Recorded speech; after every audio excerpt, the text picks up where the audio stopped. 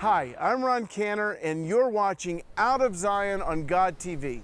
I'm standing right near the southern steps of the ancient temple, and behind me is what is called the pinnacle of the temple.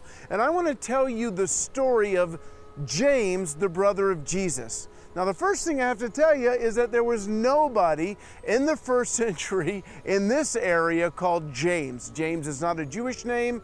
If you want to be a chauffeur or you want to be a butler, it's a fantastic name. But if you are a Jew living in the first century in Judea, there are no James. However, his name was Jacob or Yaakov. So Jacob, the brother of Yeshua, Jesus, during the time of Jesus, did not believe in him.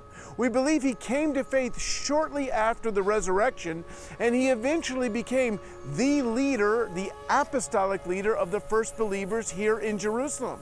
We know that when Paul comes back to Jerusalem in Acts chapter 21, it says he meets with Jacob and the apostles, and we know in Acts 15, when they have the Jerusalem Council, Jacob is the lead apostle. Now, Jacob so respected in this area that every sect of Judaism, the Pharisees, the Sadducees, the Essenes, everyone respected James. In fact, James was the only Jew that was allowed to enter the temple anytime he wanted to. Why? Because he prayed all the time for the Jewish people, so much so that they called him the camel-kneed, and they called him James the Just, or Yaakov HaTzadik. Well, for 30 years, he lives as the leader of the Jerusalem congregation, loved and respected, but over time, jealousies arise, and the Pharisees come up with a plan during a time when there was no governor. They decided to invite James to the pinnacle of the temple, right up there, to address the Jewish people, to give a Passover greeting. Their plan was to set a trap for him. Once he was up there and he began to speak, they asked him what he thought about Yeshua, about Jesus. He answered, "Why do you ask me about Yeshua, the Son of Man? He sits in heaven at the right hand of the great power and will soon come on the clouds of heaven." That's interesting because that sounds almost exactly like what his brother said about 30 years ago. When asked, he said, "I am the Messiah.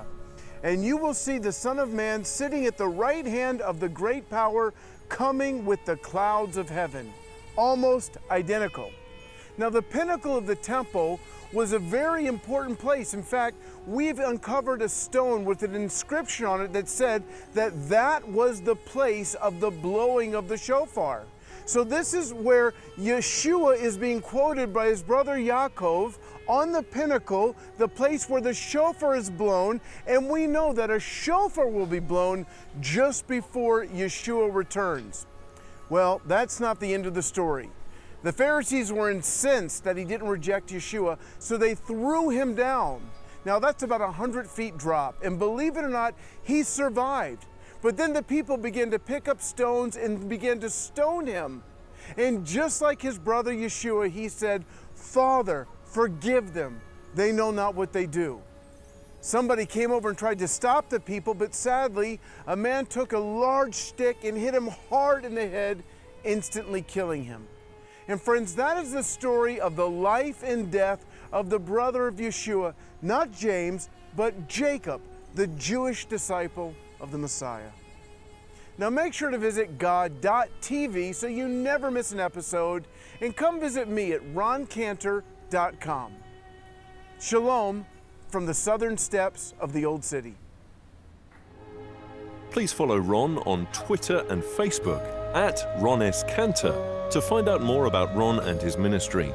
For more information on God TV and the Out of Zion programs, or to view these programs again, go to god.tv/Zion.